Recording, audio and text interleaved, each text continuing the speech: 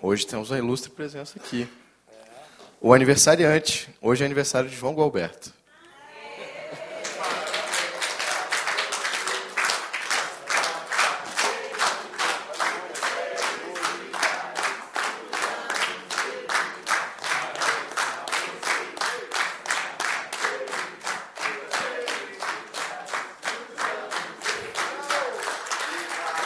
Tem até bolo.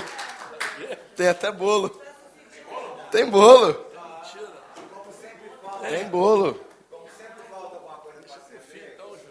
Vamos, Regina, o professor falou para deixar para o fim, então. Deixar para o fim. Tem bolo. A gente canta de novo no final. Regina não falta nada. Resolve tudo. Bom, hoje também temos aqui a presença, além do nosso ilustre conselheiro, temos o nosso diretor da escola, que é muito importante para a gente que esteja aqui, professor de geografia, conhecedor profundamente da história do Espírito Santo do Brasil. E, João, dando continuidade à sua aula de ontem, que a gente, sinteticamente, né, fazendo uma síntese bem grossa, nós falamos em primeiro lugar, das origens do Brasil, né, o que originou a chegada dos portugueses no Brasil, então toda a civilização cristã, todas as premissas, né, tudo aquilo que foi estabelecido antes de 1535.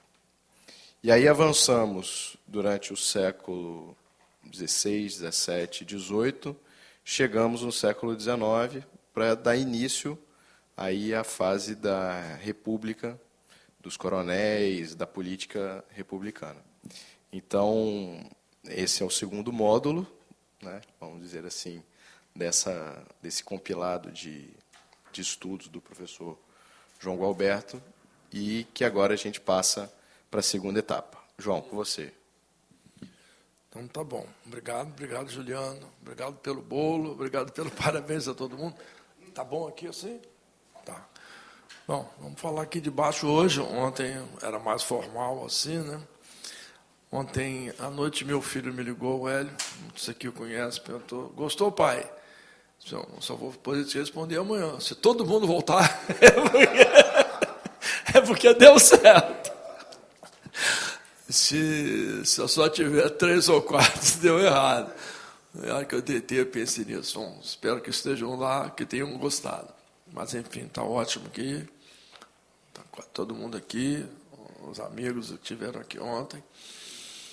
Então, vamos para o segundo capítulo da nossa novela de construção do sistema político brasileiro, falando dos coronéis, né? Vamos pegar, então, eu acho que esse personagem está pronto na República, que nós começamos, então, no final de 19, 1889, e estamos até 1930. É claro que isso tudo são continuidades, o Vargas não reinventou o Brasil, mas há rupturas importantes nesse processo de continuidade. Então, não é um processo assim, é um processo que é mais uma escada. Tem hora que faz assim, depois vem assim, tem hora que faz assim, depois vem assim. De vez em quando também desce um pouquinho a escada, mas sobe de novo, é verdade. Mas então, vamos botar mais um degrau aqui na nossa construção. Eu só quero, nós estamos começando às 10 para as 11, então vamos ver se a gente faz igual ontem. A gente para 15 para o meio-dia, porque sobra o tempo para a gente conversar. A tendência de quem fala é falar muito, né? No Brasil, quase ninguém respeita os tempos. A gente vai todo mundo embora. Aqui no Espírito Santo teve 2 governadores que marcaram isso, era o Max, né? Começava a falava 3 horas, o Bruno também falava até. Mas, enfim, mais recentemente, não todo mundo respeita mais seus tempos. Vamos começar, então, às 10 para as 11, vamos até esse meio-dia, para a gente ter um tempo para conversar como fizemos ontem. Do que nós falamos ontem, eu quero chamar a atenção para 2 coisas que me parecem importantes. Dessa coisa da fundação do Brasil, dessa coisa da construção da nossa imagem. Acho que tem 2 momentos para a gente guardar assim na nossa memória. Um é quando Dom Pedro II chega ao poder, no começo do Segundo Império, Ele chega muito jovem.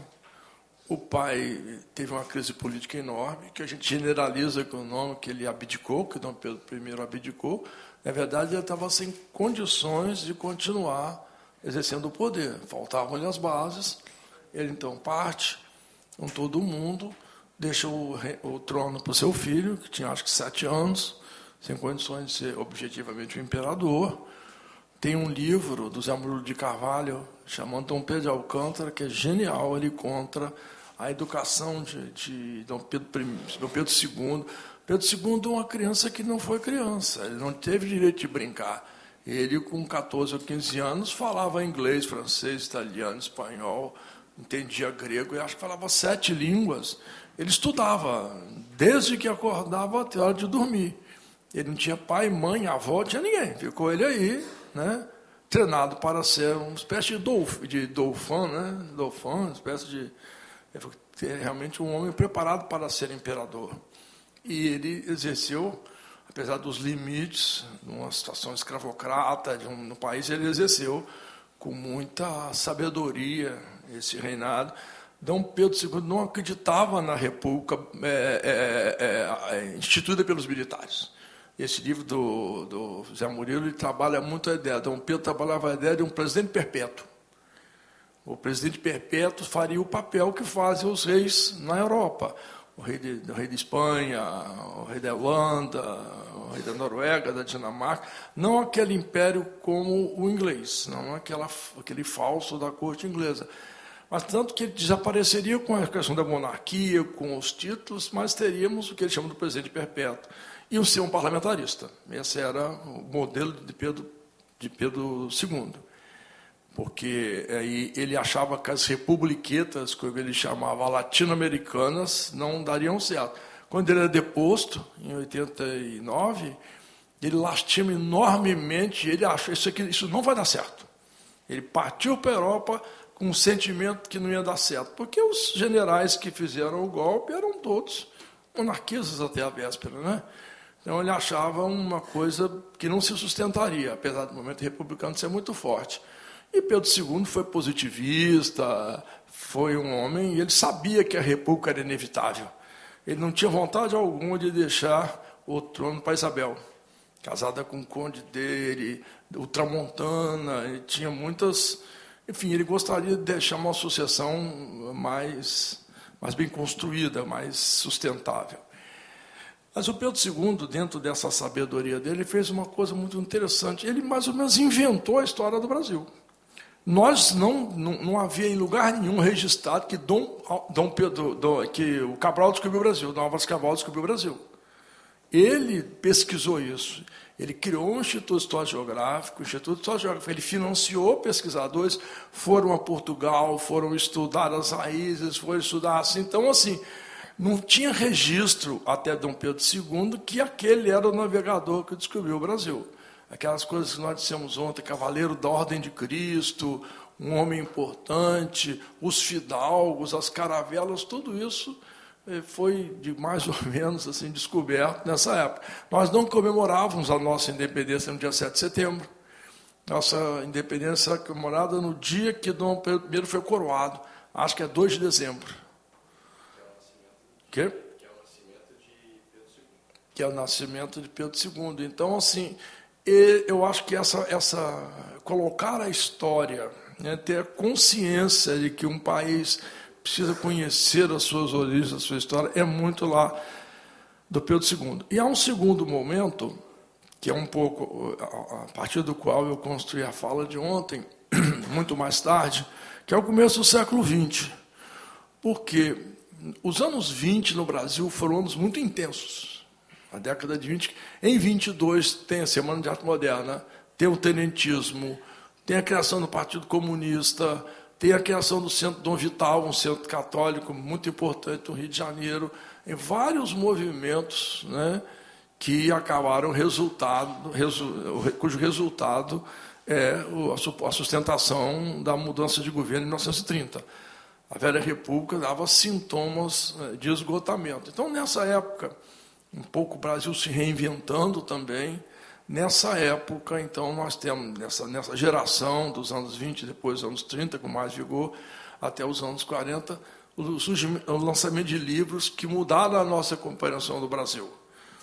Vou citar aqui alguns que me parecem importantes. Raiz do Brasil, de Sérgio Buarque de Holanda. O Sérgio Buarque trabalha a ideia do que ele chama da ética da aventura, que é a ética, segundo ele, que presidiu a vinda dos portugueses para o Brasil. Ele é um weberiano, então ele trabalha com a questão da ética do trabalho. Então, para ele, o mundo reformado europeu era o mundo da ética do trabalho. E o mundo brasileiro era o mundo da ética da aventura. Isso tem muitas discussões em torno disso, mas ele lança uma ideia que foi uma ideia pilar da gente entender o Brasil. O segundo livro muito importante, mais questionado que o primeiro, é o do Gilberto Freire, né, que é o Casagrande de Senzala. Né? Casagrande de Senzala reinterpreta a questão da construção da brasilidade. Ele é muito questionado porque ele fica meio edulcorado assim, na questão das relações raciais, mas ele institui uma compreensão. O Gilberto Freire, se não tivesse feito nada, ele teria inspirado o movimento regionalista da literatura, se banharam em Gilberto Freire, Jorge Amado, Zé Lins do Rego, Érico Veríssimo e tantos outros. Então, assim, também é um movimento de compreensão da essência do coração do Brasil, eu acho. Depois tem o Caio Prado, né, que estuda a economia, mais o enfoque econômico, mas Caio Prado, ele no livro dele, acho que ele tem 2 livros, é um livro mais econômico e aquele Brasil Contemporâneo, como é que chama? Eu esqueci. Como? É a Formação Econômica do Brasil. Essa é a obra... De 43, eu acho. Enfim, então, ele desvenda um pouco o papel da agricultura escravocrata, né, dos grandes latifúndios. Muito que nós falamos aqui do coronelismo tem muito inspirado no Caio Prado. Depois tem o Raimundo Faoro, que é muito importante, formação do patronato brasileiro, né, formação das nossas elites, formação do poder privado no Brasil. Porque, realmente, o poder, nesta época do patronato, nesta época do que que nós conversamos aqui ontem, né, da formação densa e forte, né, dos grandes fazendeiros, né, dos grandes proprietários de terra, desse patronato, é uma formação que também resulta, né, nas construções das raízes do Brasil. Acho que esses são os principais. Né? Tem 2 obras também que são importantes. Acho que o Roberto da Mata, quando escreve Carnavais, Balão dos Heróis, ele também tem uma interpretação do que ele chama do dilema brasileiro. Ele traz alguns elementos da brasilidade que são muito fortes. O principal, para mim, é a questão do jeitinho brasileiro. O jeitinho brasileiro como recurso de poder. O jeitinho brasileiro como estratégia de sobrevivência, né? O jeitinho brasileiro que conversa com o autoritarismo, né? que organiza o discurso, a narrativa e as ações contra essa burocracia que nos massacra. Todos nós aqui que trabalhamos com o governo sabemos como é que as coisas têm um caminho e alguns descaminhos. Né? Então, assim, fala... eu não posso sair daqui, desculpa. Não, por causa do doutorado, eu acabei descobrindo que aquela anta do Góes Monteiro tem um livro de 1932 que ele faz quase uma apologia do que seria o estado ideal para os militares. É interessantíssimo. Você só consegue na internet. Foram feitos pouquíssimos exemplares. Alguém teve o bom senso de escanear da internet. Só colocar Aurélio de Góes Monteiro, você consegue. É perfeito. Toda a síntese do pensamento autoritário militar está ali. Bem floriano. Obrigado, Marcelo. Então, eu vou... Bom, enfim, então, eu acho que esses são chamados explicadores do Brasil. Né? São os autores de os livros que organizam uma compreensão de Brasil. Isso depois, no governo militar, ficou muito censurado, muito pouco reeditado, muito comentado. Os grandes comentadores desses autores, como Fernando Henrique Cardoso, como aquela geração da USP, acabou sendo afastada do poder, acabou perdendo o direito à fala, à interpretação, e aí isso volta com força nos anos 80. Nos anos 80 são todos reeditados, os chamados explicadores do Brasil, e isso ganha, então, muita dimensão. Hoje, essa história também dos explicadores do Brasil já tem muitas coisas que estão sendo revistas, porque o acesso às informações é muito extenso. Quando Laurentino Gomes escreveu Escravidão, ele teve acesso a 10 mil viagens de navios trazendo escravizados, porque eram mercadorias, e eram registradas pela Marinha Inglesa como mercadoria. Então, essas viagens estão lá.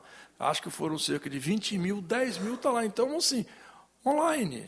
Qualquer um de nós pode entrar lá e saber o navio que veio, quantas peças, como eles diziam, eram masculinas, quantas eram femininas, quantos morreram, quantos chegaram aqui. Isso é válido para tudo. Nós queremos fazer um trabalho sobre câmaras municipais. Quase todas as câmaras têm informações históricas que estão colocadas na rede. Então, assim, as interpretações da nossa sociedade, eu acho que ela tem esse marco lá no 19, depois tem outro marco no meio do século 20, e tem hoje, tem autores hoje, o Jorge Caldeira é um, que eles não são mais professores universitários, são pesquisadores profissionais. O Jorge Caldeira pega um assunto, Zé Bonifácio, obtém fontes de financiamento, contrata uma equipe e trabalha durante 1 ano ou 2 anos com 10, 15 pesquisadores.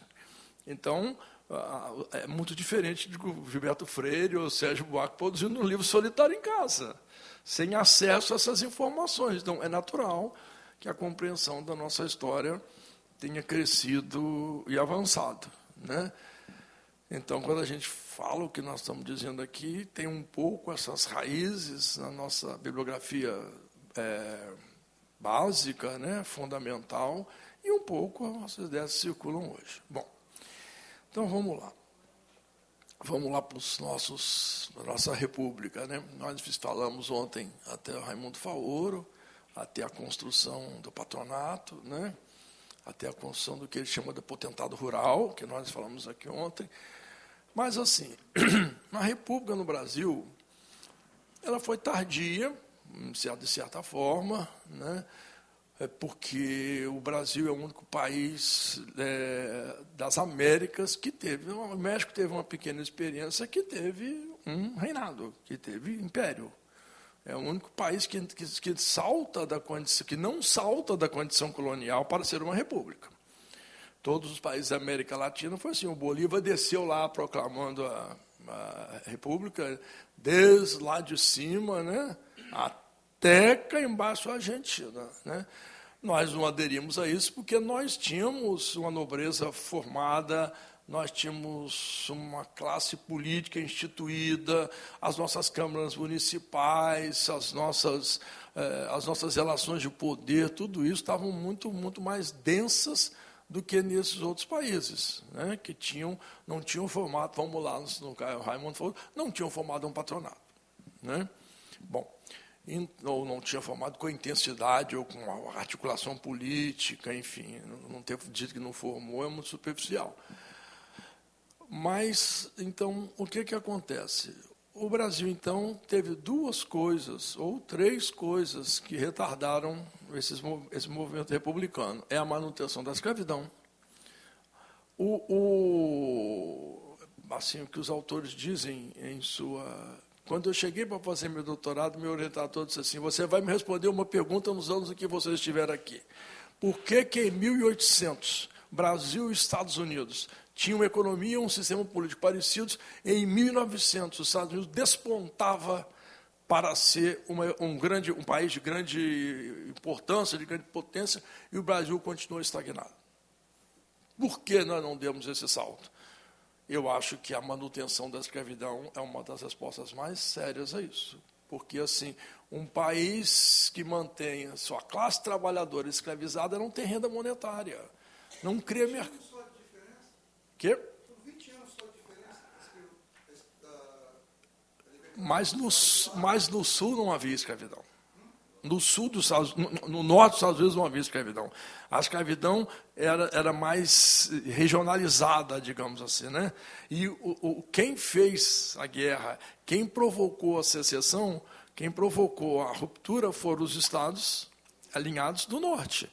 Lá é que a modernidade se instalou, lá que a indústria... O sul eram as plantations com base na mão de obra escrava, né?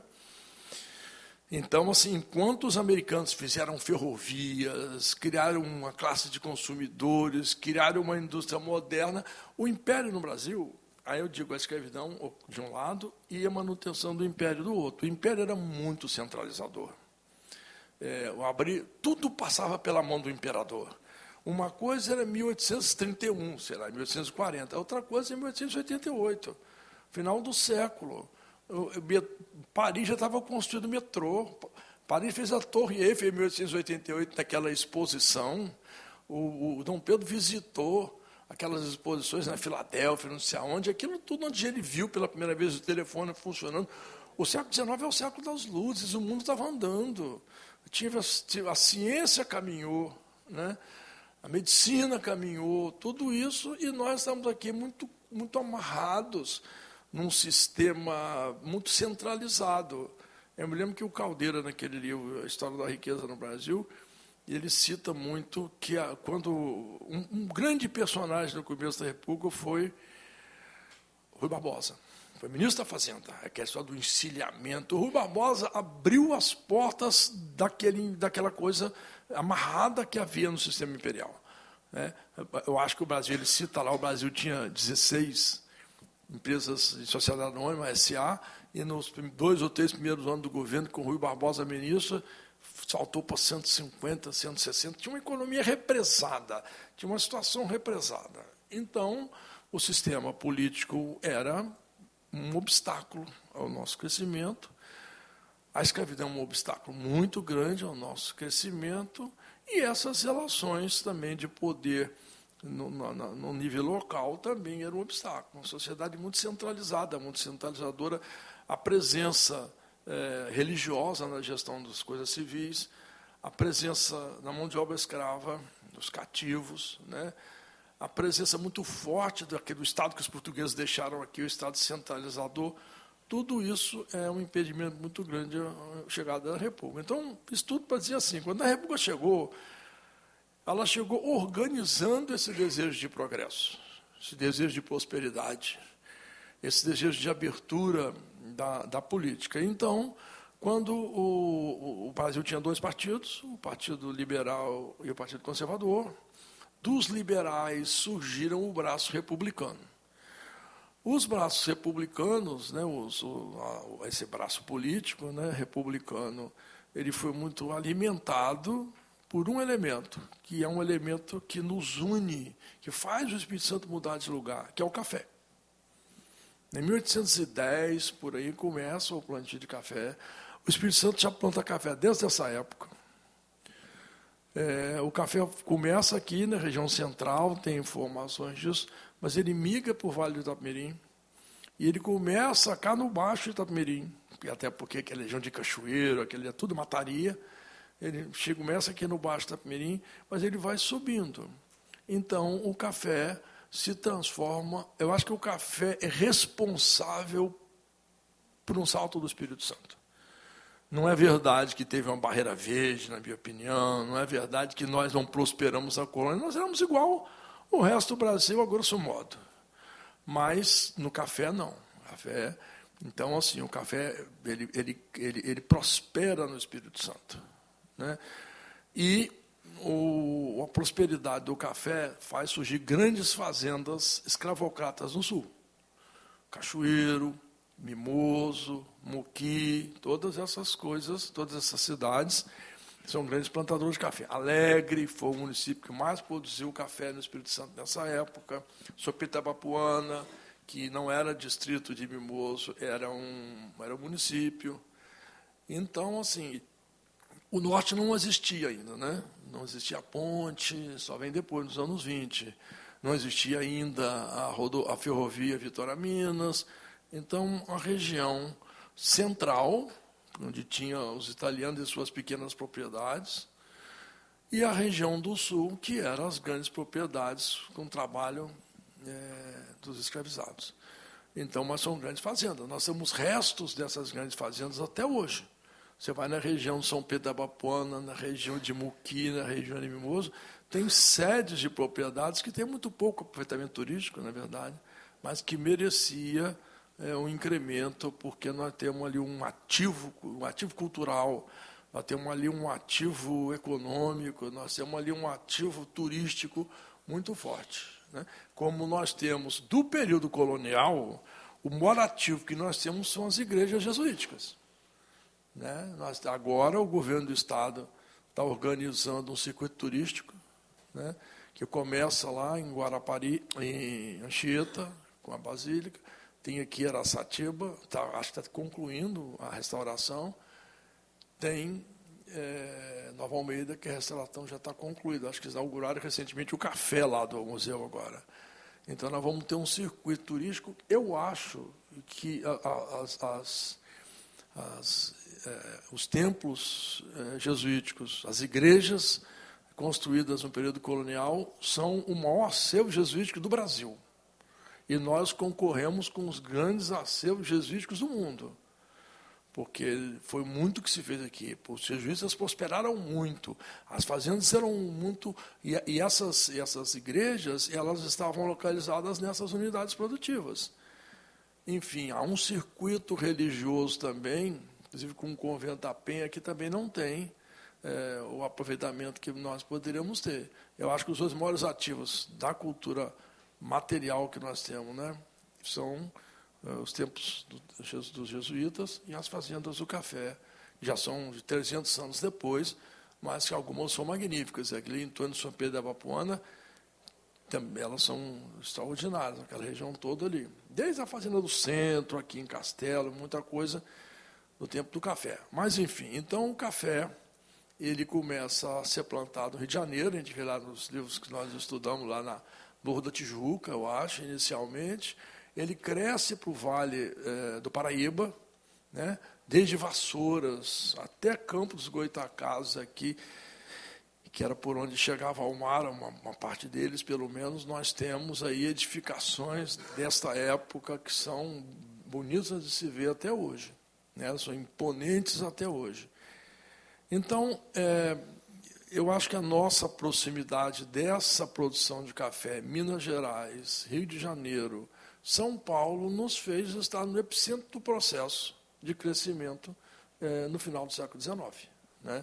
Então, assim, o Vale do Itabapuana é vizinho ao Vale do Paraíba. Né? Então, o café entra aqui pela região sul do estado, pelo Vale do Itapemirim, pelo Vale do Itabapuana, e com o café chegam os coronéis, chegam os poderosos, porque não tinha mais terra agricultável aqui, nessa região do estado do Rio, né? Algumas regiões de São Paulo, que gente que vai chegar lá por perto de Guaçuída, que é a região do Caparaó, Minas também, né? E sobretudo aqui o Vale do Paraíba. Então, os proprietários de terra deixam, como era a tradição na época, a sua propriedade para o primogênito, e o segundo, o terceiro filhos entrega a ele alguns escravizados, algum dinheiro e requer as terras devolutas aqui. Porque as terras, elas passaram, eu acho que naquela lei de terra de 1850, as terras que não tinham utilização no Estado passaram a ser propriedade do Estado Federado, da antiga província. Então, o presidente da província e o presidente do Estado podiam doar pedaços de terra. É assim que o Espírito Santo se fez. O Espírito Santo se fez, nessa época, com terras devolutas, com terrenos que os governos davam sob determinadas condições, e davam para esses filhos de gente que tinha dinheiro, em grande parte, que é a origem das fazendas escravocatas na região sul. Então, nós importamos o modelo de produção escravocrata, nós importamos um produto que estava no resto do Brasil, e nós importamos as ideias também que essas elites traziam. Elas eram republicanas, né? Então, a partir de 1870, o Estado passa a receber grandemente italianos e germânicos, que vão ocupar a região central, sobretudo, o eixo da 262, acho que é o primeiro espaço, né, daqui até a Venda Nova do Imigrante, depois desce aqui em direção a Santa Teresa, em direção a Castelo. Então, era nesse eixo a ocupação... Hã? Porque chega a Colatina, mas já é a segunda geração já. Aqui em cima, está certo. Mas lá em Colatina...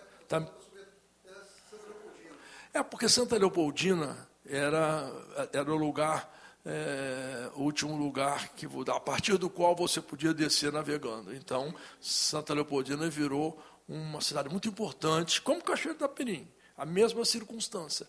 Cachoeira do Itapemirim, porque no português naquela época você chamava de um cachoeiro.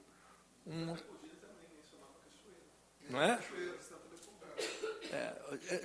Fala até no plural, né, Majés? Cachoeiros, não é? Não, acho que era só cachoeira. Mas, assim, de toda forma, a ideia é que era o lugar mais... a partir do qual você podia navegar, né? Você não passava do rio nessa época. Então, vamos lá, assim, o que acontece? Então, as ideias republicanas começam a ser construídas em muitos lugares, são ideias das elites. Há um lugar em Pernambuco que é muito importante, que é a Escola de Direito de Olinda. Lá estudaram boa parte das elites capixabas, né? Você tinha ali era o centro do positivismo, né? Silvio Romero era professor ali, um grande positivista. Afonso Cláudio passou por ali. Muitos faziam assim, iam para Recife, ficavam 2 ou 3 anos, onde eles pegavam essa inspiração positivista, depois iam concluir o curso em São Paulo, nas Arcadas ali, que é hoje, pertence hoje à Universidade de São Paulo. Então, assim, esse era o circuito dessa formação. O clube militar no Rio de Janeiro também era muito positivista. Dom Pedro II frequentava aulas, Benjamin Constant era professor lá. Então, o republicanismo, digamos assim, ele nasce nessas ideias, e junto com o republicanismo nasce a ideia também do abolicionismo. Isso tudo tem uma inspiração positivista muito grande. Mas, do ponto de vista da ação política em nosso Estado, essas ideias, então, chegam com o progresso que o café traz, né? Aí essas grandes fazendas são construídas, começam a circular assim, muito dinheiro, e a capital do Espírito Santo, do ponto de vista econômico, é Cachoeira do Itapemirim, né? Cachoeira é o polo deste progresso que o café traz, né? É por isso que Cachoeiro rivalizava com Vitória, em alguns momentos foi maior do que Vitória, e hoje tem um saldo assim. O Ferraz Assassino é a capital secreta do mundo quando prefeito, né? Mas isso hoje é uma brincadeira, mas isso já foi uma coisa muito importante. Então, com aquelas grandes fazendas produtoras de café, com essa formação mais sofisticada das elites, porque os grandes proprietários de terra mandavam os filhos estudar. Então, assim, a segunda geração dos grandes proprietários ricos de terra no Estado já foram doutores. O primeiro presidente do Estado é Afonso Cláudio, um advogado. O primeiro eleito é Muniz Freire, um advogado. Depois você tem alguns coronéis lá ligados às fazendas importantes, às elites importantes, mas depois o terceiro foi Jerônimo, advogado, com essa mesma formação. Bernardino, Nestor, Florentino, que era engenheiro ferroviário, mas essas elites são formadas neste pensamento republicano que sai das escolas superiores. Então, assim, uma coisa é o homem que chegou e enriqueceu, outra coisa são seus sucessores. A nossa primeira república não se faz desses homens que enriqueceram na segunda metade do século XIX, ela se faz de seus filhos. Por isso que Gilberto Freire, além de Casagrande e Senzala, tem um livro extraordinário chamado Sobrados e Mucambos, porque os jovens coronéis já não moram na Casa Grande, moram nos sobrados. Os terrenos assobradados, como se dizia naquela época. As cidades se enchem de sobrados, que era uma expressão de riqueza e poder, que não era no Brasil colonial. Então, aí, vamos pegar isso na história do Espírito Santo. Quando o café começa a prosperar, começa a circular dinheiro, começaram a ter muitas tropas. Isso é um meio de circulação do dinheiro da economia na nossa sociedade antes da ferrovia. As tropas. Muitas tropas saíram de Cachoeiro e se destinavam a Minas Gerais, fazendo um caminho ali por dentro, assim, Castelo, Venda Nova. Não sei exatamente o caminho por ali, mas ia vazar, como diz outro, ia vazar lá em Minas, né, levando mercadorias que chegavam no porto de Itapemirim, desciam em embarcações até Cachoeiro, que era o ponto navegável, dali subiam para Minas Gerais. Né? E de Minas, então subiam ali mantimentos, que se comprava, que vinha do reino, né? Tecidos, né? Chapéu, né? Sapato, perfumes, e mantimentos de uma forma geral. E de Minas desciam coisas. Então, um desses tropeiros foi o capitão Monteiro. O capitão Monteiro, pai de Jerônimo. Ele era genro de Bernardino. Então, Bernardino Souza, que é Jerônimo de Souza Monteiro. O Bernardino, então, lá, ele tem um revés político na Revolução Liberal de 1848. Então, ele resolve botar dinheiro no Espírito Santo. Quer dizer, terra devoluta, requer a terra, né? E aí a terra começa a lavrar, começa a investir. E o capitão Monteiro cria, então, uma fazenda Monte Líbano, ali ao lado de Cachoeiro Itapemirim. A fazenda Monte Líbano, ele, a sua esposa, a dona Henriqueta, e essa fazenda progride muito. Essa fazenda chegou a ter em seu auge, quando ele inaugurou a casa, acho que em 1878. Uma casa com, sei lá quantas janelas, 25 janelas, uma casa, um sobradão.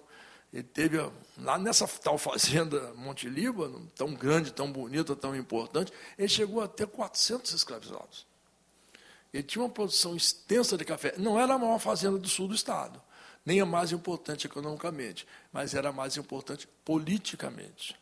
Porque os filhos de Jerônimo, de Bernardino, do capitão Monteiro, foram estudar fora, daí vieram formados advogados José, Bernardino, que era o mais velho, Jerônimo. Essa gente, então, animou a República no sul do estado. Eles criaram os primeiros partidos, o Partido Reconstrutor do Espírito Santo, eles criaram os primeiros partidos.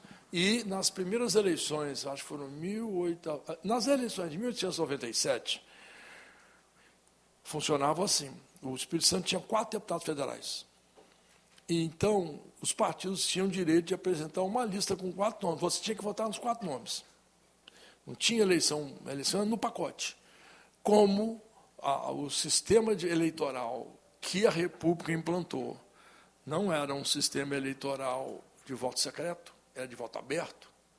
Então, a fazenda do coronel, lá sentava os mesários, né, os soldados com a carabina na mão, aí o mesário chamava, Juliano, você vota em quem? O cara gritava lá de longe. Qualquer nome que ele gritasse, ele botava o nome do cara que ele queria lá. Os coronéis tinham... Quando Jerônimo foi candidato a presidente, ele teve 13.500 votos, um negócio enorme assim. Né? 13.000 não, 8.000 e tantos votos. E o segundo colocado teve 13 votos. Então, assim, além disso, o Dr. Carlos Lindenberg escreve, tem um livro de memória dele, que foi Amilde de Almeida que escreveu.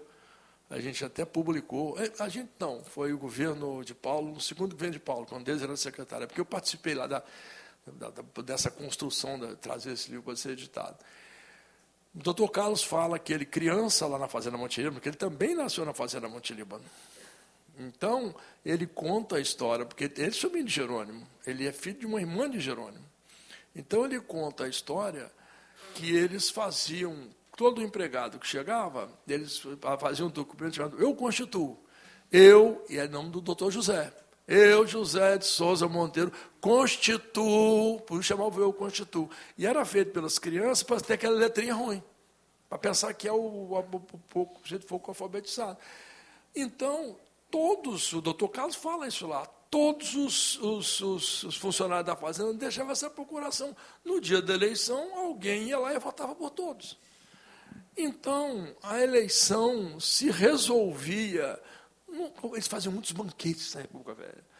Então, assim, a eleição se resolvia num banquete. Né? Era uma engenharia entre as elites. Não era propriamente um sistema democrático. A democracia que a República trouxe é uma farsa, é uma construção teatral. Né?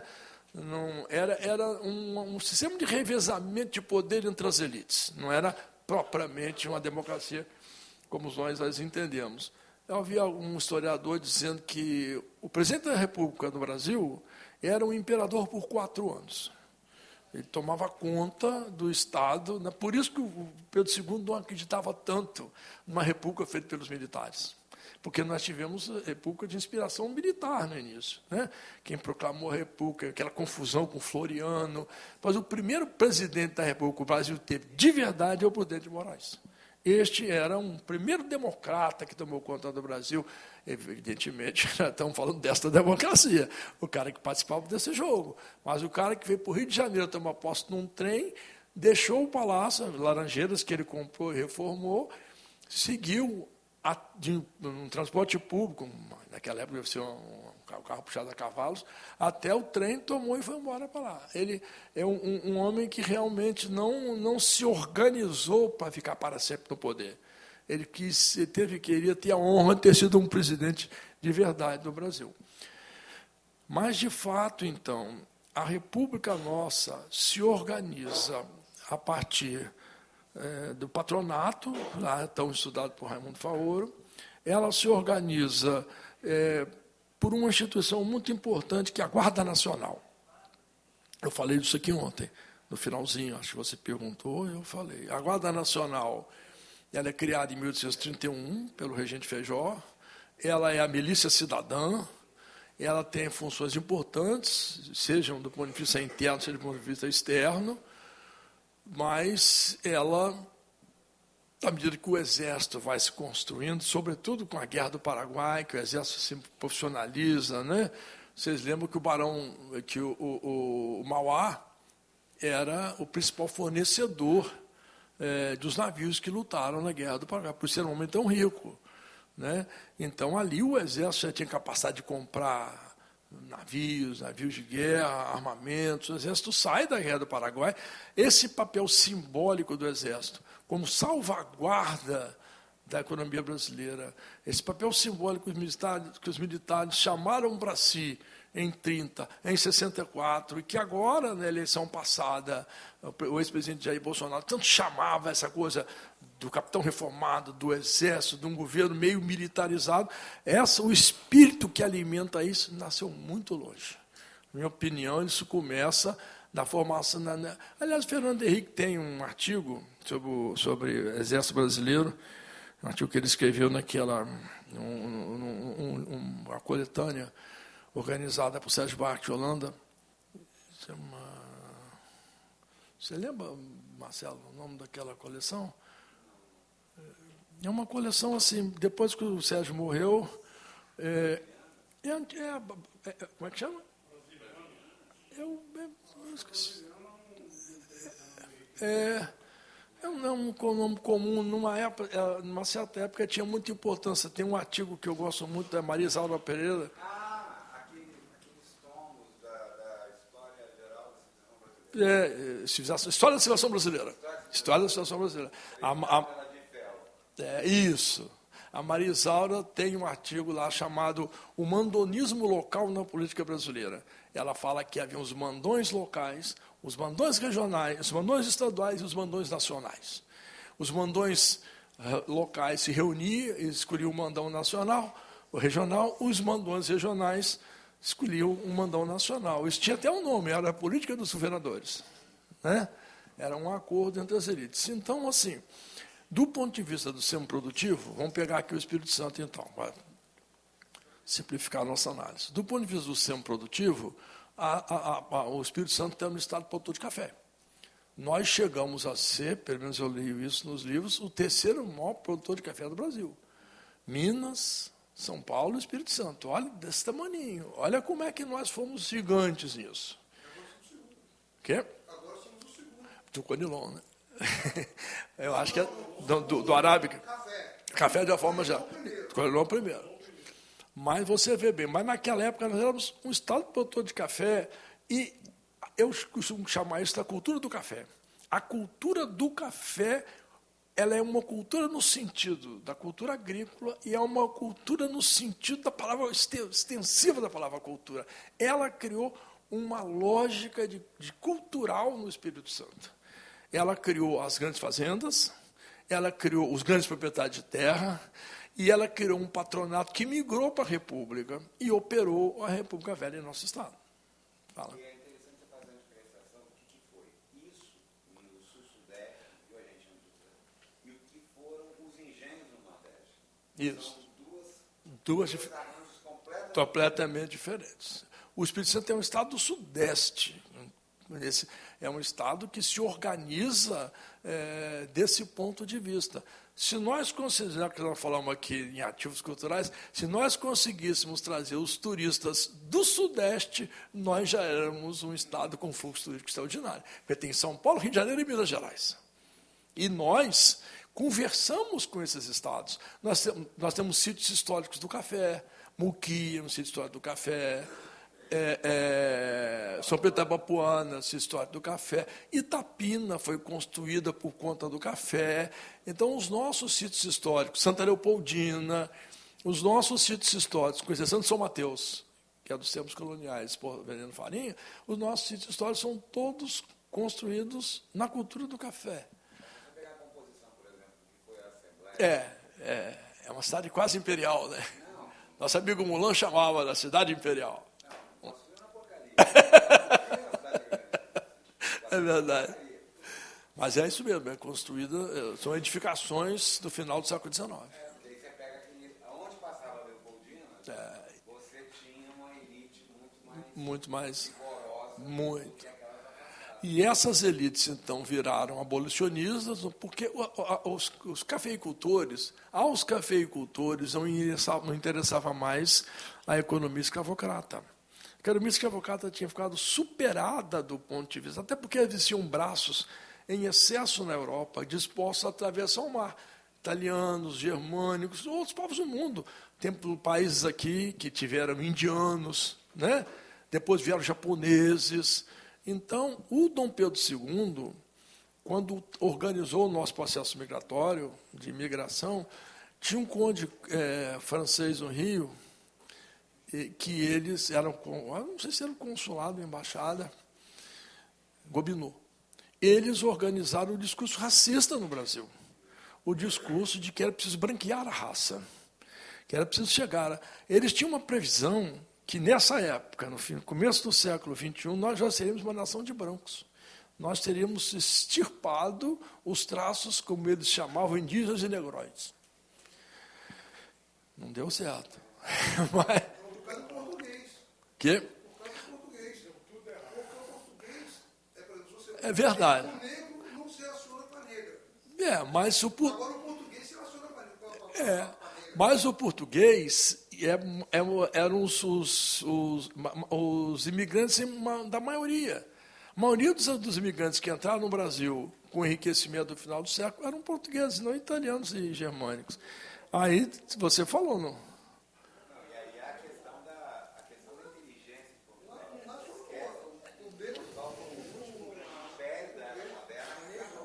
O quê? Não vai captar o seu som. Portugal foi o último império da Era Moderna com a entrega de Macau. Até Macau, Portugal continuou sendo um grande império colonial. Até porque Portugal também tem uma república tardia, né? Mas, enfim, então, deixa eu só concluir aqui a minha ideia. Então, a república transborda, fala, querido.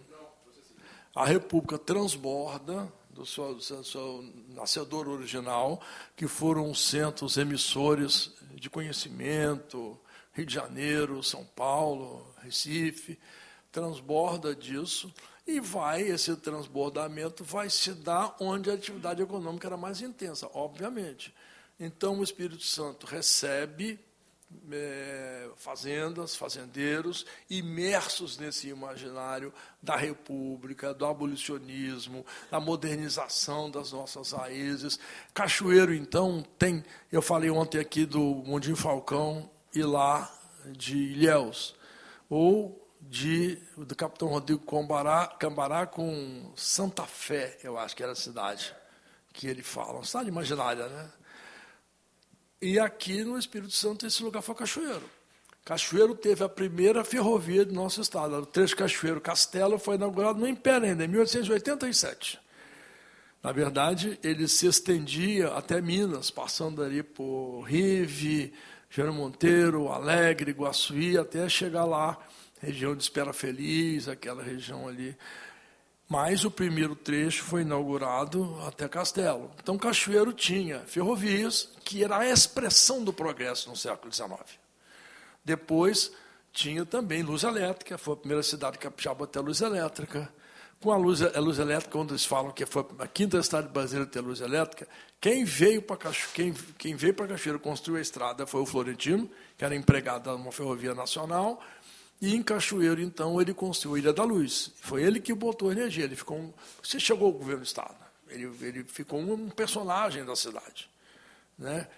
E tem um amigo nosso, que conhece o Guilherme Mansur aqui. O Igni tem uma coisa que ele publica no Face, e ele publicou há pouco tempo o casamento de Florentino Avidos com a irmã mais nova do Jerônimo, a Henriqueta. O casamento que fechou o Cachoeiro, o melhor casamento da época, não sei o quê. Então, tinha todas essas expressões, né, do poder e da riqueza naqueles tempos. Enfim, então, o Cachoeiro organiza o Partido Republicano, né? Bom, nós temos dois movimentos, então, na Primeira República no Espírito Santo, politicamente. O primeiro dirigente escolhido dá uma disputa entre Bernardo Horta, que é de Cachoeiro e Itapemirim, que é dos republicanos de Cachoeiro, formador do primeiro clube republicano, em 1887, eu acho. Tinha o Clube Saldanha Marinho, que funcionava aqui em Vitória, que o Muniz era dele, eram alunos do liceu provincial, que virou o colégio estadual. Então, esse grupo em torno do Muniz Freire, e então, o grupo de Cachoeiro em torno da Fazenda Monte Líbano. O Jerônimo, ele é deputado federal, no primeiro mandato, nas primeiras eleições, Bernardino também, e Muniz Freire, ele não é dirigente escolhido, o primeiro dirigente foi o Afonso Cláudio, acho que o vice-presidente, tinham 3 vice-presidentes naquela época, o primeiro vice-presidente, eu acho que era da família Aguirre, não sei. Ele assumiu o poder, mas teve a primeira eleição que elegeu o Muniz Freire. O Muniz Freire, ele é um modernizador nesse sentido republicano. O Muniz pensou, isso é uma coisa importante a gente entender, Muniz pensou Vitória como a capital da logística. E ele criou a ideia da ferrovia para o leste de Minas, é dele, que virou a Vitória Minas. A ideia de um ramal que nos ligava a Cachoeiro é dele, porque Cachoeiro já tinha uma projeção de uma ferrovia que levava para o Rio de Janeiro. E aí você tinha 3 situações econômicas. Os que queriam levar o café para o Rio, que eram os donos que ficavam com a maior parte do lucro desse processo, que é dono de banco, dono de casa exportadora, então, o aparato comercial do café. Tinha o pessoal de Cachoeiro que queria levar o porto para a Barra do Itapemirim. Se o porto fosse feito na Barra, no final do século XIX, a região sul tinha tido um outro processo. Mas o Muniz, que era daqui, nascido ali em Santa Leopoldina, acho que o Muniz nasceu em Vitória mesmo. Muniz, que era daqui, que expressava as forças da região central, queria trazer o porto para Vitória e começou a construção do Porto de Vitória, que foi sendo construído aos poucos, e acabou que Vitória virou uma cidade portuária. Então, a questão dos portos, a questão das ferrovias que viabilizavam os portos foi pensada por Muniz Freire. Muniz Freire pensou também a expansão de Vitória. Ele criou o Novo Arrabalde, que é um projeto contratado com o Saturnino, que é naquela rua ali, né? Que nós fomos ver lá a exposição, Saturnino Brito, que era um positivista, um arquiteto importante, ajudou na construção de Belo Horizonte. Então, eles montaram uma cidade planejada. O que o Muniz fez não foi pouco, foi muito. Mas ele virou um homem, não é? Ele virou um homem muito importante. Aí ele criou um partido político, que é o partido... A ferrovia vem de Cachoeiro para cá, que leva quase 12 horas. Passando lá por cima. Para pegar o café todinho. Sim, claro, para trazer e importar pelo Porto de Vitória. Era uma disputa comercial. Então, o que aconteceu? O Muniz, então, ele cria um partido, o Partido Republicano Construtor, e o Partido Construtor, então, organiza as eleições do modo que nós falamos aqui. Então, o Muniz toma conta do Estado, de verdade. Ele é um poder regional inequívoco. Ele é o coronel dos coronéis no Espírito Santo. 2 mandatos. Mas ele primeiro se elege, depois elege o seu sucessor. Só que o progresso do Espírito Santo estava vinculado ao preço do café. Ele estava com café com um bom preço, teve dinheiro e fez muitas obras. Quando ele fez o seu sucessor, foi o Graciano Neves. Que ele fez o seu sucessor, ele foi para Paris, às custas do governo, porque ele estava subiu do sapato, né? Subiu do sapato alto, foi lá para Paris, a projetar o futuro do Espírito Santo, fazer acordos internacionais, trazer ferrovias. Aí ele perdeu o controle do processo político. E aí ele não conseguiu mais esse controle, ele volta para o Espírito Santo, até porque as condições do Estado continuar pagando o salário dele em Paris se deterioraram, ele volta para o Espírito Santo, e aí ele se reelege, é o que o Marcelo falou, 1900, ele volta para o governo, para onde ele nunca devia ter voltado, porque o governo não tinha mais a potência que tinha, ele não pôde mais fazer o governo que fez, ele não pôde mais sustentar a oligarquia que sustentou, aí ele se enfraquece. Em 1904, na sua sucessão, ele perde o controle e o sucessor dele só tinha que dizer assim, herdei um Estado quebrado, que é que todo mundo, qualquer um de nós faria. Assim, não tenho dinheiro, não posso pagar funcionário esse mês, essas coisas, a vida como ela é. Ele perdeu o controle do processo político e aí, como costuma acontecer quando um dirigente muito forte perde o controle, fragmenta a base. Aí fez uma fragmentação enorme e o bispo de Vitória, que era Dom Fernando Monteiro, é convidado para, ou se convida, a gente não sabe, né? Ele, de toda forma, ele é o cara que vem construir a conciliação. E ele constrói a conciliação trazendo seu irmão para ser presidente do Estado, que é o Jerônimo. Aí, então, essa oligarquia, faz Graciano, né?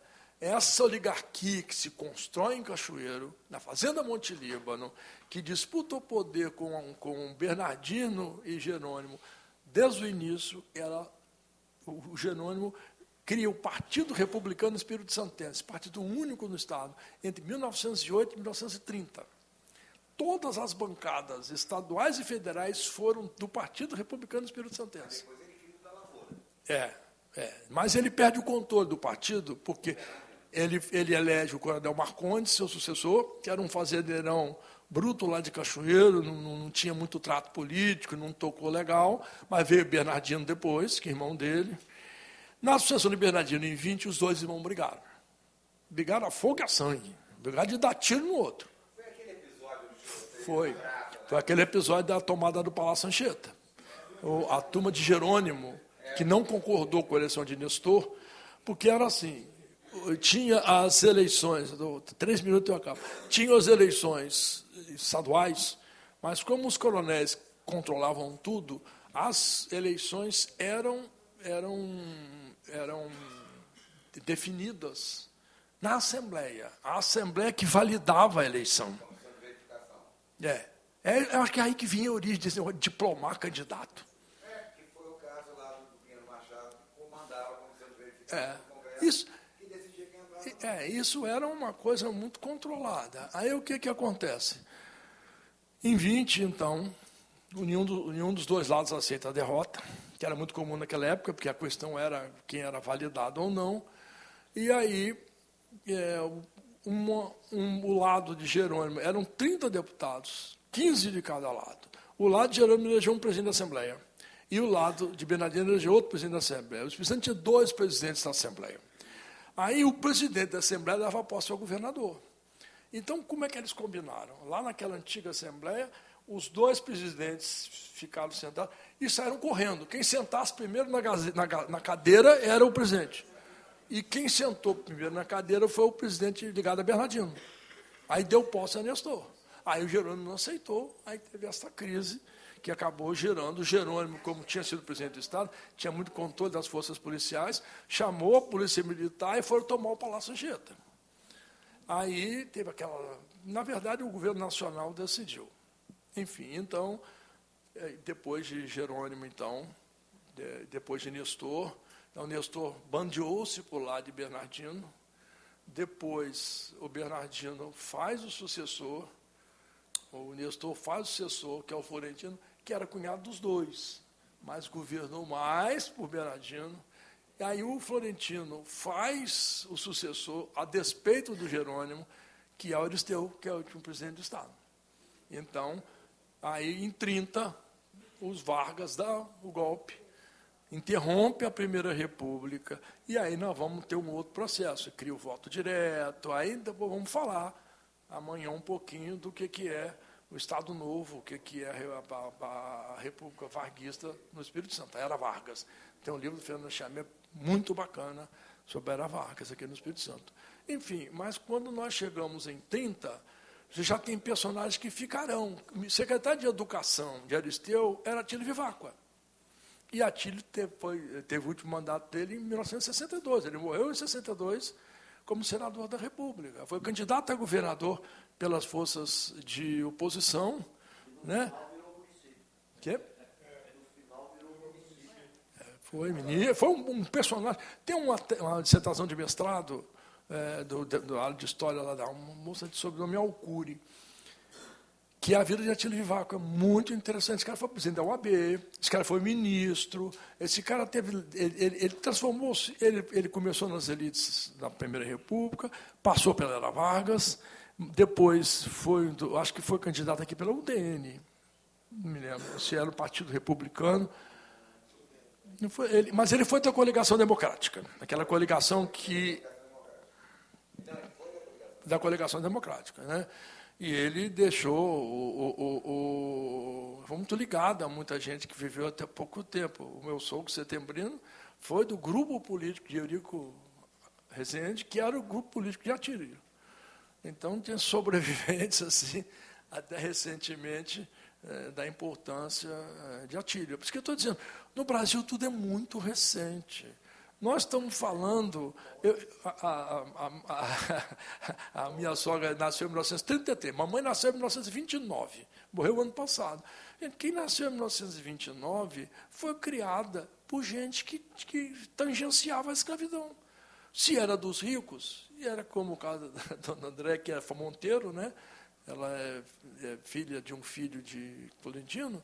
Então, assim, é uma gente que foi criada como sinhá. Né? Mas é verdade, mas é verdade, assim, porque a gente está falando do passado, mas esse passado tangencia a gente. Então, assim, a Primeira República partiu, mas não partiu. Porque ela não partiu, ela partiu pela Era do Vargas, que se associou com o grupo de Jerônimo. Jerônimo fez Carlos Lindenberg o secretário de Fazenda. Depois, Carlos Lindenberg foi secretário de Terras e Colonização. Né? Então, assim, você vê que está tudo ontem. Né? Então, é por isso que eu acho que o nosso sistema político é muito recente, fundado, para encerrar aqui, fundado neste poder do patronato, fundado num patronato republicano mais coronelístico, fundado num sistema democrático organizado em bases muito pouco sólidas, né? Com muita pouca densidade popular, mas nós não podemos esquecer que isso foi um avanço. Né? Malgrado, como dizem os advogados, malgrado tudo, apesar de tudo, esse é um sistema que avançou, que caminhou, que criou instituições diferentes, né, que valorizou. Não haveria o passo de Vargas se não houvesse o passo da Primeira República. Né? A Primeira República desconstruiu o sistema imperial, não é pouco. Não é pouco. Eu não sei se teria condições históricas objetivas de fazer diferente. Mas o fato é que o nosso sistema político, então, ele, na passagem do Império para a República, ele traz uma espécie de modernização conservadora. Ele inova em muitos campos, mas ele também mantém estruturas muito fortes. Pronto, é o que eu tinha para dizer. Pode falar, Marcelo.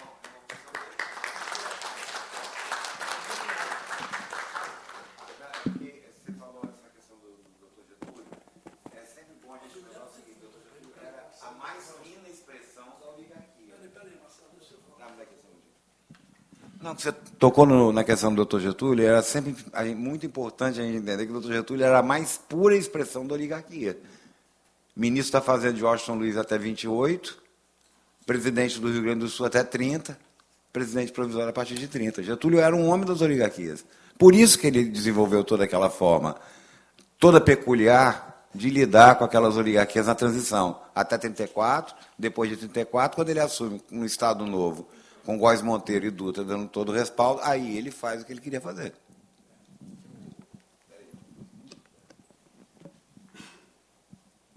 A história política brasileira é mais continuidade do que ruptura. Né? Então, nós fazemos mudanças de sistemas formais, mas nós mantemos uma mesma estrutura de alicerce do poder. O que o Marcelo está lembrando ali, ok, Vargas interrompe a Primeira República, mas foi presidente do Rio Grande do Sul, na República Velha, eleito por esse sistema que nós estamos conversando aqui. Ele depois foi ministro da Fazenda do último governo republicano. Então, ele não veio de lugar nenhum. Ele não veio de um movimento democrático orgânico. Ele veio das velhas elites. Ele, do mesmo jeito que o Império não dava conta de uma sociedade que produzia café, que tinha uma circulação de dinheiro, que tinha outras necessidades políticas e econômicas, que a necessidade de expressão do poder regional. Então, assim, uma coisa é a Assembleia Legislativa provincial, outra coisa é a Assembleia Legislativa estadual. O presidente da província era nomeado pelo imperador. O presidente do Estado, o Muniz não faria o que fez se fosse presidente da província, porque o regime fiscal mudou.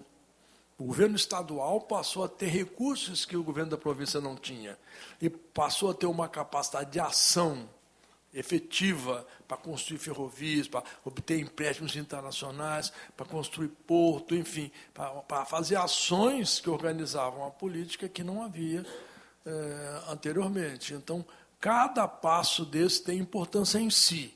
A gente não pode dizer assim, mas é tudo igual. O fim da escravidão não significou nada. Não é assim. A gente vê essas patacadas. Não é assim. Mas vamos organizar aqui, João. Cada passo desse tem importância em si. Mas cada passo desse também, no caso brasileiro, tem muitos restos do passado. Por isso que o nosso sistema caminha muito lentamente. Boa, vamos organizar aqui, então. Muito bom esse capítulo 2 das suas aulas, e a gente falou, então, sobre a importância do café na vida política do Estado. Isso explica por que Cachoeiro teve tanta força na política capixaba. Capitão Monteiro, precursor e antecedente, né, dos coronéis como tal, a gente entende da República Velha. Talvez o nosso primeiro grande coronel da política, o Capitão Monteiro. Exatamente. A sua igreja Nossa Senhora dos Passos, para quem conhece Cachoeiro, que era a igreja da fazenda dele. Exatamente. E passamos pela Guarda Nacional, né, e daí o título que foi conferido, que era o título de nobreza da República Velha, sim, que são os coronéis. Fizemos as diferenciações aí, você fez a diferenciação entre a organização política e econômica do Nordeste e Sudeste e colocando o Espírito Santo num estado tipicamente Sudeste, isso, pela sua organização do café, economia do café. Exatamente, e nos reflexos que isso tem. Passamos aí pelos principais coronéis, então Capitão Monteiro, Jerônimo Monteiro, Bernardino, Dom Fernando, e chegamos no primeiro presidente, né, Muniz Freire, que foi, na sua expressão, coronel dos coronéis. Isso. No primeiro movimento da República no Espírito Santo. O segundo foi Jerônimo. Exatamente. Os dois dominaram a política capixaba entre 1889 e 1930. Exatamente. A família Monteiro, que depois é Jerônimo e Bernardino. Aí vai a minha primeira provocação, para depois a gente passar para os outros. Você acha que se você já falou isso bem en passant, mas foi uma decisão política, talvez eu tenha que deter mais um pouquinho aí. Muniz Freire, Marcelo complementou ali, que era um homem de Vitória, tomou a decisão de instalar o porto na cidade de Vitória e não na Barra do Rio Itapemirim.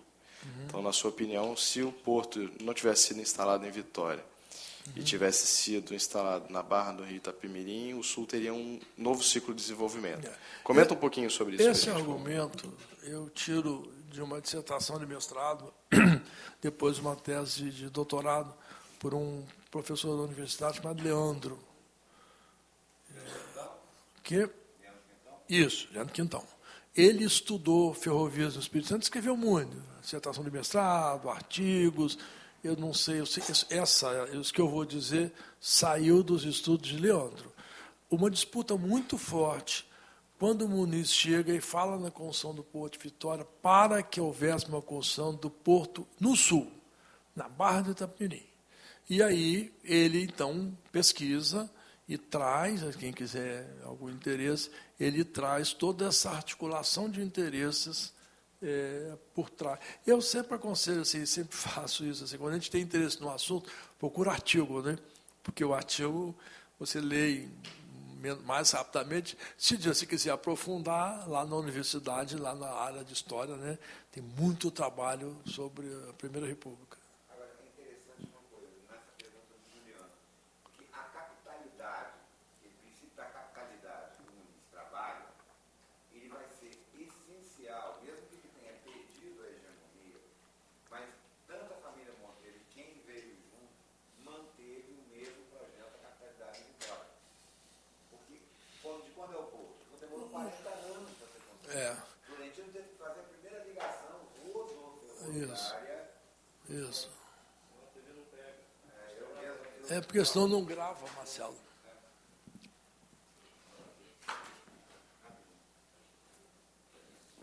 Não, é interessante porque essa política da capitalidade do presidente Muniz Freire, mesmo quando ele perde a hegemonia política do Estado, ela persiste. Porque a questão de você transformar a Vitória no centro do Estado era fundamental, inclusive para as elites de Cachoeiro, de onde vinha Jerônimo. Isso. Você se lembra? Ele começa a ferrovia vai até Viana. Aí para, porque não tinha dinheiro.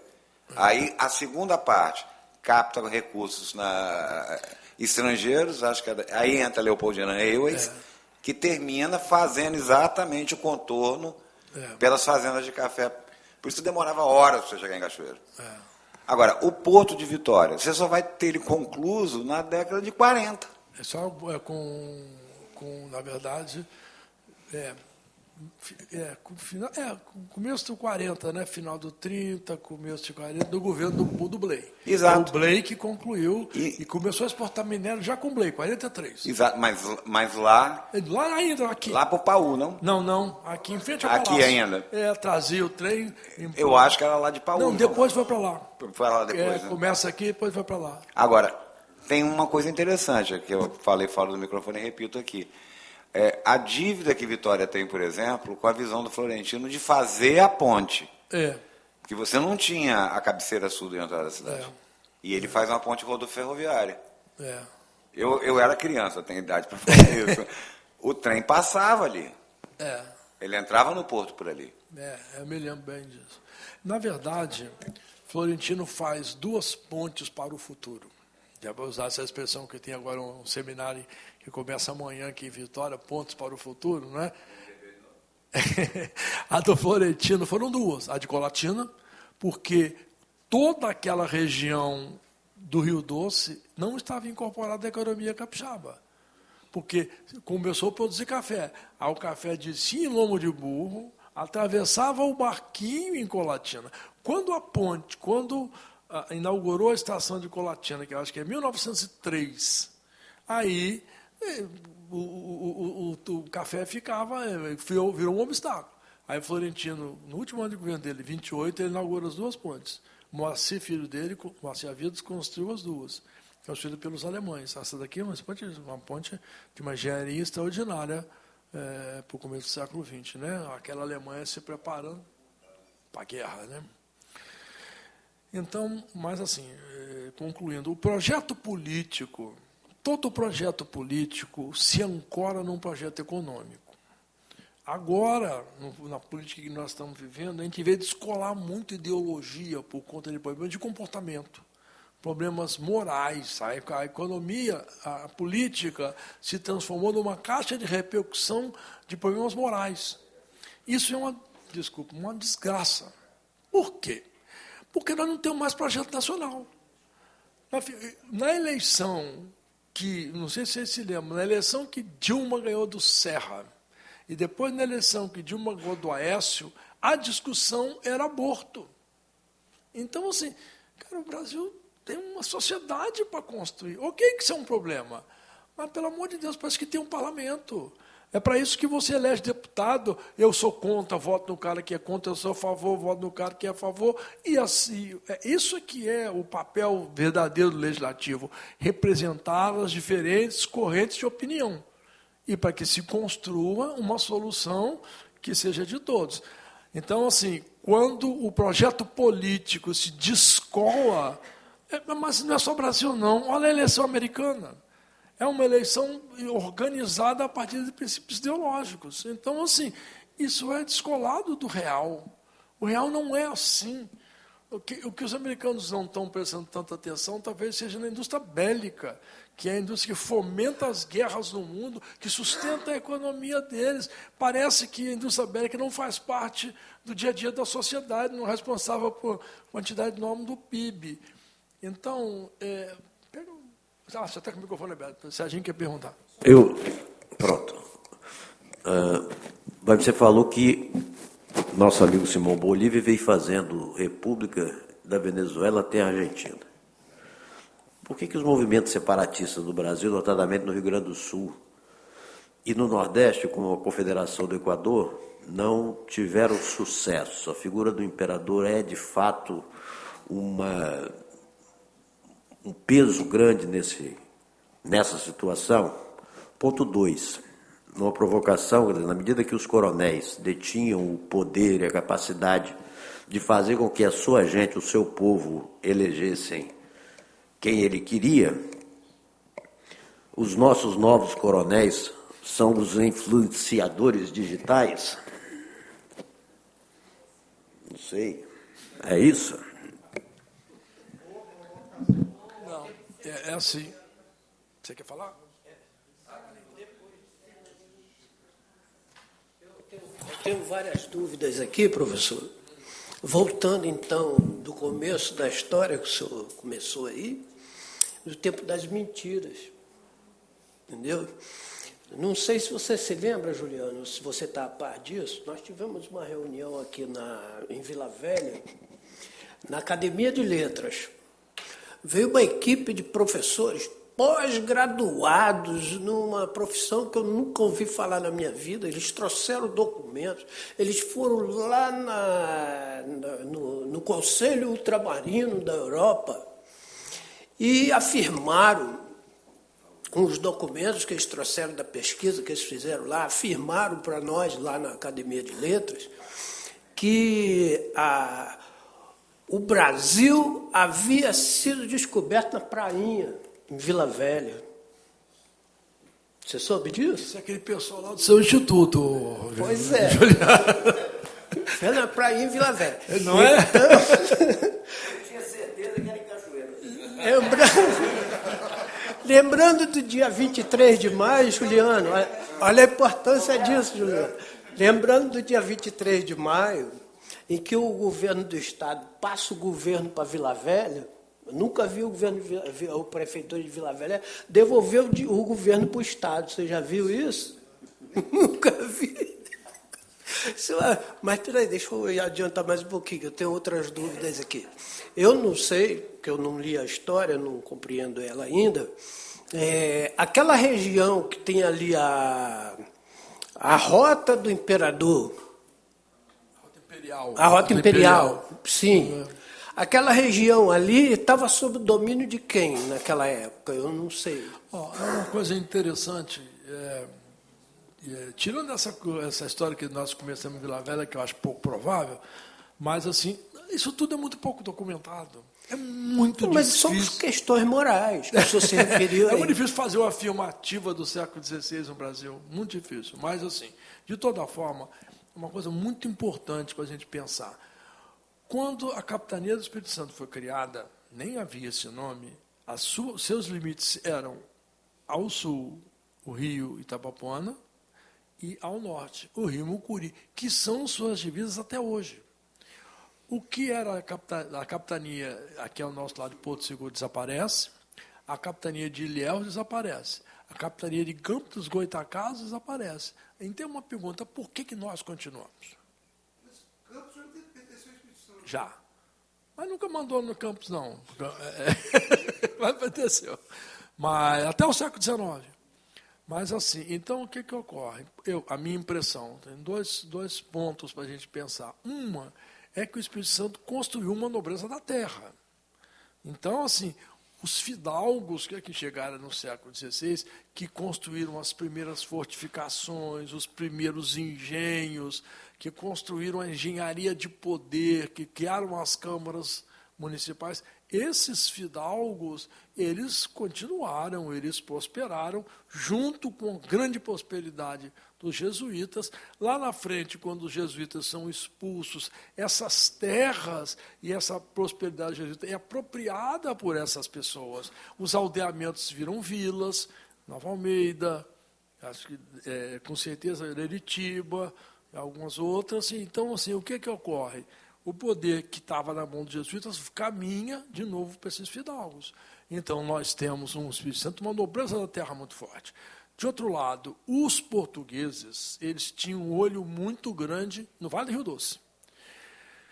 Tanto que, com Pombal, com Dom José, né, o Pombal, eles pensaram em criar uma capitania diferente aqui, que seria a sede do vice-reinado, é a capitania austral, ou capitania do Rio Doce. Porque a interiorização do Brasil pelo Rio Doce era uma coisa muito desejada. Os portugueses tinham isso em mira, achavam que tinham ouro, que tinha esmeralda. Nós fomos muito bem fortificados. Então, assim, ninguém brincou com o Espírito Santo, porque tinha um patronato forte, uma nobreza da terra, e porque também tinha fortificações importantes. Então, nós permanecemos como capitania com a mesma... Eu não sei se é a única brasileira, mas é uma das únicas que permanece com esse poder. Então, assim, não é verdade que nós fomos fracos, não é verdade que nós não tivemos prosperidade, né? Não. O pedaço mais próspero saiu daqui, que é Minas Gerais. Porque, pelo Tratado de Tordesilhas, nós iríamos até lá, né? E nós encolhemos disso. Mas, assim, é muito evidente que nós tivemos uma força histórica muito grande.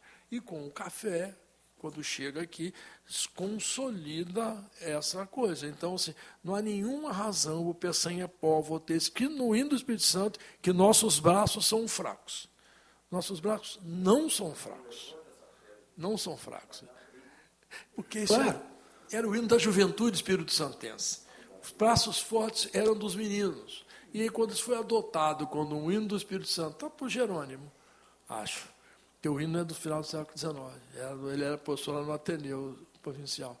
Então, eu acho que isso é uma mensagem muito ruim, essa mensagem. Mas, enfim, está no hino. Eu não acho que tem que mudar, não. Tem que ficar aí mesmo. Sim, mas aonde eu queria chegar é sobre quem que estava sobre o domínio da região da Rota Imperial, da Rota do Imperador. Primeiro, eu acho que a Rota Imperial foi criada com uma licença poética muito grande. Porque não há evidências que... Quem estava no comando é a Luzia, João Franklin. Isso é da Lavra. Eu sei disso. Isso é. Eu sei disso, é verdade. Hã? É porque, na verdade, não é a Rota Imperial, é a Rota dos Tropeiros, que a Rota Imperial original, sai de Minas e chega em Paraty, ela foi estendida para os efeitos econômicos e turísticos que tem originalmente a Rota Imperial que sai de Minas e chega a Paraty. A nossa aqui é a Rota dos Tropeiros, tem até um museu em Ibatiba, que celebra o legado dos tropeiros, que inclusive nós falamos aqui, que o capitão Monteiro fazia parte. E, na verdade, nós aqui não temos Rota Imperial. Nós temos a Rota dos Tropeiros, que chega até o Palácio Anchieta anualmente, que, claro, era liderado pela ex-deputada Luzia, a pedido da turma de Ibatiba, Iuna, Irupi. Mas assim, É porque eu quero chegar no desenvolvimento do Caparaó, entendeu? Sim. Do desenvolvimento turístico. mas eu quero pensar o seguinte: as rotas no mundo Para o futuro. no mundo colonial, as rotas elas eram as estradas carroçáveis, as maiores, onde podiam passar carroças, acho que tinham que ter 6 metros de largura. Se elas fossem construídas por uma pessoa, por um fazendeiro, elas eram de propriedade dele. Se elas fossem construídas pelo reino, eram rotas reais.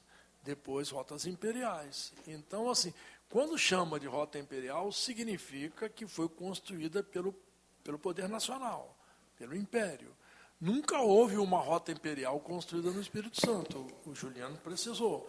Havia uma rota dos tropeiros, que é do poder privado. Não era uma rota que virou uma coisa. Por isso é que eu digo que não é que não exista. O que eu brinquei é que há muita licença poética nessa construção. Né?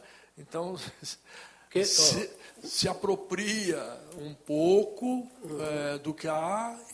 Mas a história é assim, gente. Eu brinco, a história é invenção.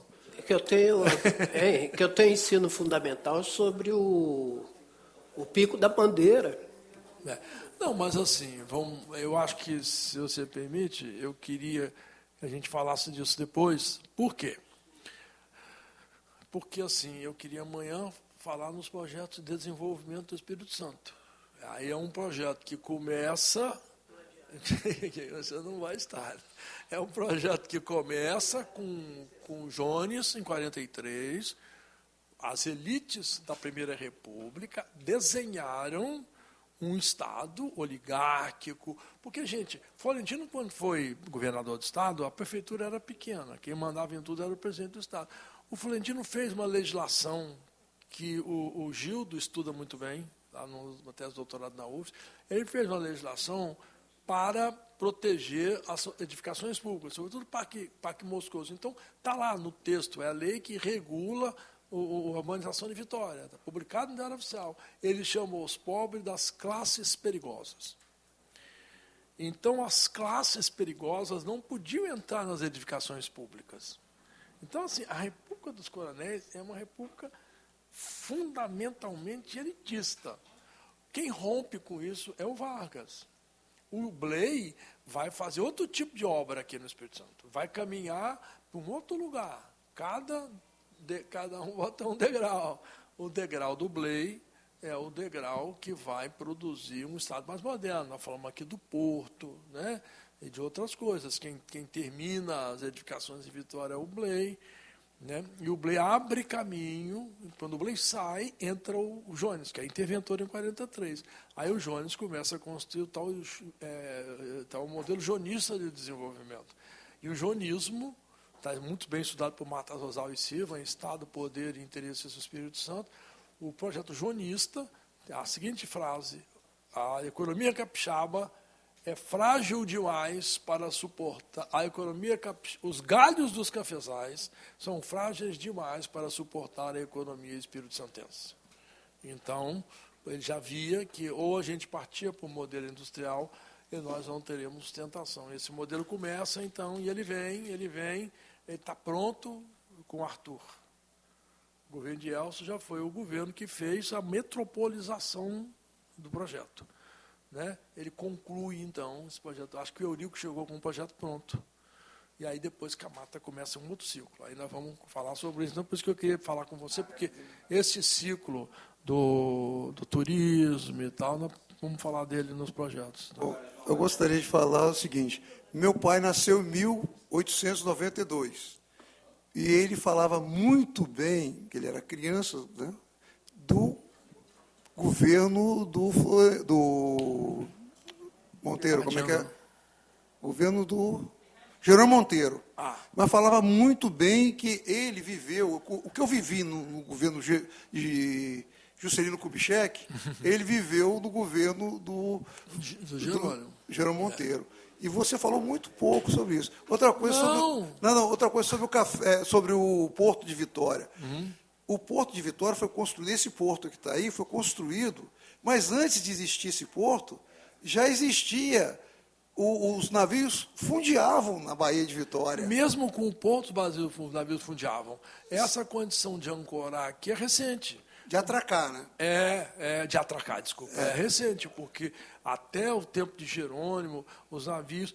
Renato Pacheco contava que ele viu, quando era criança, Renato nasceu em 28. Então, isso deve ter sido anos 30, começo dos anos 40. Ele viu esses navios, que as embarcações iam até... As alvarengas. Tinha uma, inclusive, que eu peguei ainda, que chamava de Arca de Noé. Era igualzinho a Arca de Noé. E eles rebocavam elas, atracavam a contraborda do navio, e os navios pegavam com o guindaste dele, com o pau de carga, e colocavam lá dentro. Tem agora, um detalhe dessa coisa toda, que Paú também tinha um porto lá. Nós temos fotografia dele, do porto em Paú, antes de existir a ponte Florentina Vidos. Sei, aí provavelmente porque tinha uma independência, uma autonomia maior. Não, porque não tinha ponte. É porque, assim, na verdade, o que chamam de porto era um local que atracava barco. Era um local que atracava barco. Assim, o que a gente passa de tratar como porto em si mesmo é a troca de mercadorias voltadas ao comércio nacional e exterior. O que existia tanto em Vitória era para suprimento, era cabotagem. Então era para você trazer coisas que existiam, suprimentos de outros lugares. Então trazia mantimentos para abastecer a capital. O Porto de Paú funcionava um pouco também, até com uma certa peixaria, né, assim, para desembarcar peixes, enfim. Tinha também movimento porque levava para Vila Velha, até porque não tinha a ponte. Então, quem vivia em Vila Velha e, por exemplo, trabalhava em Vitória, as moças, por exemplo, que estudavam no Colégio Normal de Vila Velha, elas viviam em Paú, elas faziam a travessia com um barco, né, um barco que fazia, como tem o aquaviário hoje, e depois voltava. Mas o porto, como está sendo tratado, é como uma visão de um projeto econômico.